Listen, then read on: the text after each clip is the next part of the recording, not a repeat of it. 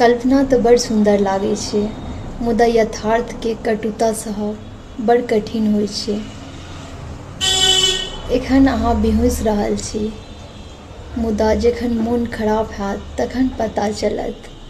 जखन आगू में जरूरत आ इच्छा के पैघ सन लिस्ट आयत तखन ओहि संग श्राप भरल वसीयत सेहो हाथ में आबि जायत। सूची सब बढ़ैत जायत आ मोन छोट होइत जायत।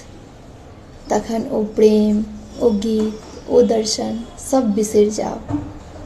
जाहि बात पर गर्व छल ओहि बात पर मौन भऽ जायब। अंत में बचत मात्र एकटा बोध, कमीक बोध। आ तखन केवल ककरो उपराग कान में आयत, जाहि में सुख के स्वर नहि, केवल अपूर्णता के भान हैत। बियाहक बाद जे खर्च बढ़ै छै